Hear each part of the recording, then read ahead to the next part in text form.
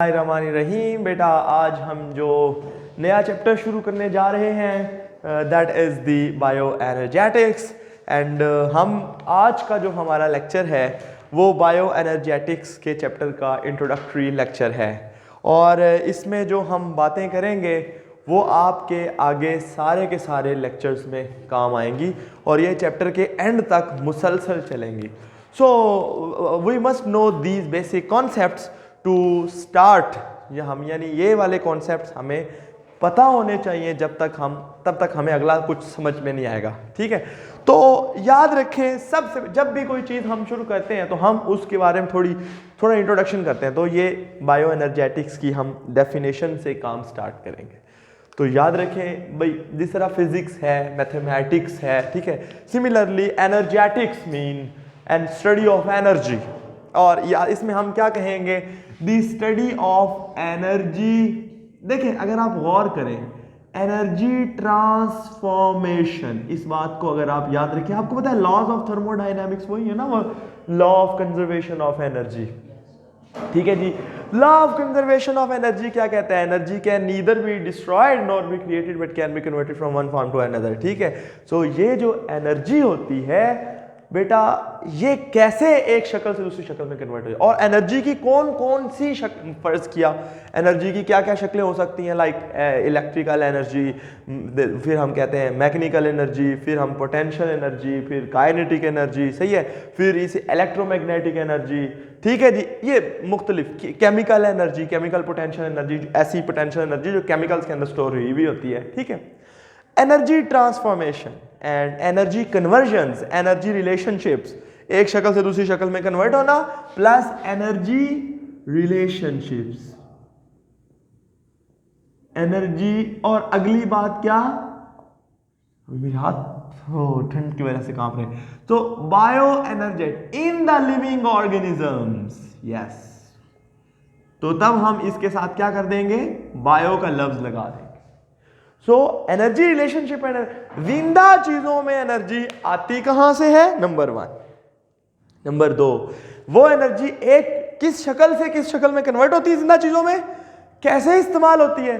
और क्योंकि एनर्जी जब क्रिएट, जो वापस जब जिंदा चीजें मरती हैं, खत्म होती हैं, तो वो एनर्जी वापस किस तरह से जाती है, या अगर जिंदा चीजों के अंदर कुछ केमिकल्स टूटते हैं तो वो एनर्जी किस शक्ल में कन्वर्ट होकर एनवायरनमेंट को वापस भी मिलती है या रिलीज हो जाती है। That is what we say the bioenergetics।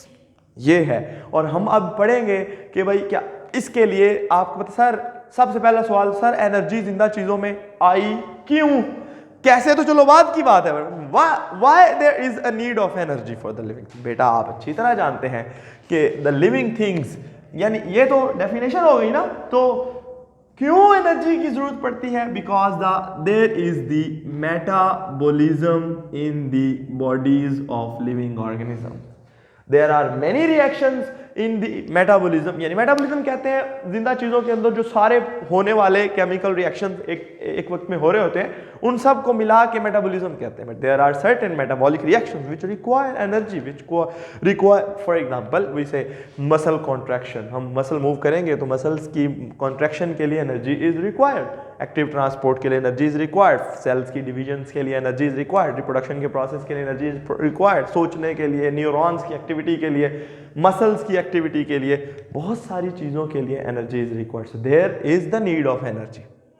And अब सवाल पैदा होता है, सर वो एनर्जी आई कहाँ से। याद रखिएगा, the one and the only source अल्लाह की तरफ से, जो एक ही सोर्स एनर्जी का मेन है, जो पूरी जो अर्थ है, जो प्लैनेट, हम इसकी बात करेंगे, वाकई की बात नहीं करेंगे, उस पे जितने होने वाले बायोकेमिकल रिएक्शंस हैं उनके लिए जो एनर्जी आती होती है वो बेसिकली फ्रॉम द सन, यानी सूरज शरीफ से आती है। सही है, तो हम कहेंगे the main source of energy for the, जो कि पावर करता है वो है जी सन, जो कि हमारे सारे प्लैनेट को वो पावर करता है। लेकिन अब सवाल, अब यहां से हमने बात शुरू करनी है, सन की एनर्जी लिविंग सिस्टम। देखें, सूरज तो ये दीवार के ऊपर भी पड़ता है, तो इसको भी एनर्जी फिर से भी चलना फिरना शुरू कर देना चाहिए, नहीं, और हम आप दीवार से एनर्जी तो नहीं ना ले सकते, हम तो नहीं ले सकते, ठीक है। Then how the energy comes into the living system. क्या मैं कभी, यानी मैं खुद कभी धूप में जाके चार्ज हुआ हूं कि मैं धूप में खड़ा हूं, मेरे अंदर एनर्जी भर रही है, चलो ठीक है अब आप जाके मैं खेलना शुरू कर दूंगा, ये कोई पेट्रोल थोड़ी ना है। पर जो, तो फिर मेरे में अंदर एनर्जी कैसे आती है बेटा? मेरे अंदर जो एनर्जी आती है वो आती है मैं जब अपनी फूड खाता हूं, और वो फूड कहीं ना कहीं अगर आप गौर करें तो हर फूड चेन की बेस पे एक प्रोड्यूसर होता है, एक प्लांट होता है, या ऐसा ऑर्गेनिज्म होता है जो फोटोसिंथेसिस करता है। तो सूरज की रोशनी की एनर्जी को लिविंग सिस्टम में लाने का वन एंड ओनली तरीका, that is the photosynthesis, the most important. हमने ये बात की थी जब हमने एलजी की इंपॉर्टेंस पढ़ी थी, हमने कहा समुद्रों के अंदर दुनिया का, पूरी दुनिया का 55 to 60% फोटोसिंथेसिस एलजी करते हैं। क्यों? क्योंकि वो समुद्रों में होते हैं और सबसे ज्यादा होते हैं, और वहां पे यही फूड जिंदगी को चला, अल्लाह के हुक्म से चलाते हैं, ठीक है जी। तो the main source of energy for the, जो हम बात करेंगे, अच्छा जिंदगी के लिए तो सन है, ये तो आपको बस चल गया, लेकिन अब हम आगे अगली बात भी करेंगे। लेकिन अगर आप, मैं लिख ही देता हूं, तो प्रोसेस का नाम है फोटोसिंथेसिस, और प्लांट जो हैं वो इस प्रोसेस के जरिए एनर्जी बनाते हैं, और वो सूरज की रोशनी की एनर्जी को, सनलाइट को, अगर हमें यहाँ पे लिख दो, वो कन्वर्ट करते हैं सनलाइट को into their food molecules. Particularly मैं यहाँ कार्बोहाइड्रेट्स का लफ्ज लिख देता हूं, सही है। Carbohydrates are the chemicals. तो अगर आप गौर करें, थोड़ा सा गौर करें, so the sunlight energy that is the electromagnet, this light energy is converted into chemical potential energy. अगर मैं लिख दूं CPE तो मसला नहीं है, ठीक। The light energy is converted into chemical potential energy. वो एनर्जी अब फूड की शक्ल में स्टोर हो गई है, याद रखिएगा, ये फोटोसिंथेसिस है, ठीक है जी। प्लांट्स एंड ऑल दो photosynthetic organism, even bacteria, they convert, they absorb सूरज की रोशनी, ये they absorb sunlight, and then they convert that energy present in the sunlight to their food molecules, यानी कि कार्बोहाइड्रेट्स। हम एक एग्जांपल के तौर पे कार्बोहाइड्रेट्स को ही पढ़ रहे हैं, बिकॉज बाकी सारे कंपाउंड्स को प्लांट्स इन्हीं से बनाता है, बदला के, सही है जी। एक बात यहां तक आप एक बार रोक दीजिए। अब मैं एक मजे की बात बताता हूं। अगर हम जनरल कहें कि the main source of energy for the living organism, तो वो तो सन है बेटा, लेकिन जो सेल है उसमें एनर्जी, देखे ना, आपके पास पहाड़ हो सोने का है तो आप खा जाएंगे? नहीं खा सकते ना, you will have to convert that into something ना, पैसे, फिर पैसों को फिर कन्वर्ट इनटू समथिंग फूड, फिर आप उसको खाएंगे, सही है। ये असल बात है। या अगर आपके पास एक 10 करोड़ रुपए का चेक हो तो आप उसको यूज नहीं कर सकते ना, you will have to convert it first into some cash, some पैसे, फिर उससे फूड, फिर उसको कैश को भी आप नहीं खा सकते, आप रोटी को खाएंगे ना, तो उसको फिर बेच के रोटी। अब सवाल पैदा होता है, अब मैं यहां पे आपको एक सेपरेट कॉन्सेप्ट पढ़ाने लगा हूं, the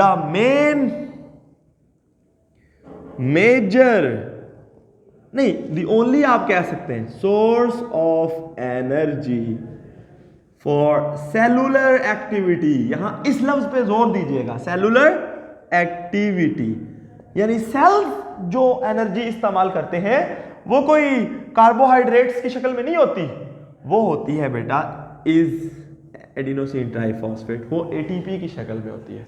sales basically use N ATP, सही है। नाउ अब सवाल पैदा होता है, सर ये जो काम है ये प्लांट्स जो हैं, अच्छा यहाँ अब ये कॉन्सेप्ट सेपरेट समझ आ गया ना, अब वापस इस शक्ल पे आते हैं। Sunlight energy is captured into the chemical potential energy of the food molecule. Then अब क्या हुआ, जब फोटोसिंथेसिस बनता है, तो अगर आपको पता है फोटोसिंथेसिस का आपको अच्छी तरह अगर याद हो, हम आगे पढ़ेंगे भी, फोटोसिंथेसिस से ऑक्सीजन बनती है, ये आपने 10वीं क्लास में पढ़ा था। तो जो ऑक्सीजन बनती है ना फोटोसिंथेसिस से, वो बेसिकली इतनी इंपॉर्टेंट थी कि आहिस्ता आहिस्ता वो जब इकट्ठी होना शुरू हुई ना, तो उससे एक नया प्रोसेस जन्म लिया, that process is called respiration. समझ आ गई बात की? वो क्या है? दी रेस्पिरेशन, ठीक है। अब रेस्पिरेशन क्या करता है, वो इस फूड यानी इन कार्बोहाइड्रेट्स को तोड़ता है।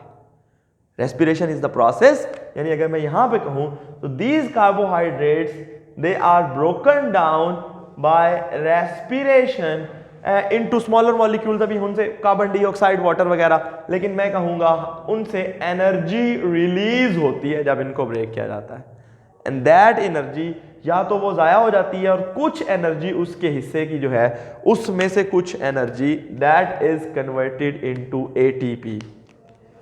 कैसे? वो इस तरह, हम इसके बारे में पूरी डिटेल में पढ़ेंगे।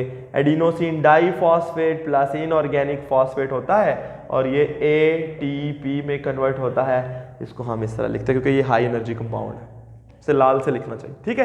तो आपको समझ आए। अब ये जो एटीपी है this will be converted into cell division, reproduction, movement, blah blah blah blah blah, हर वो प्रोसेस जो सेल को एनर्जी के लिए चाहिए होता है, सेल बेसिकली इसको इस्तेमाल करता है, याद रखिएगा। अब ये रेस्पिरेशन है, इसके कुछ स्टेप्स हैं जिसमें अच्छा एक जो स्टेप है वो तो ग्लाइकोलिसिस है, फिर रेस्पिरेशन के आगे टाइप्स हैं, the aerobic respiration and anaerobic respiration. बेटा असल में हमने जो ये डिटेल पढ़नी है वो इस प्रोसेस की पढ़नी है और फिर हमने डिटेल इस प्रोसेस की पढ़नी है, रेस्पिरेशन इस चैप्टर में।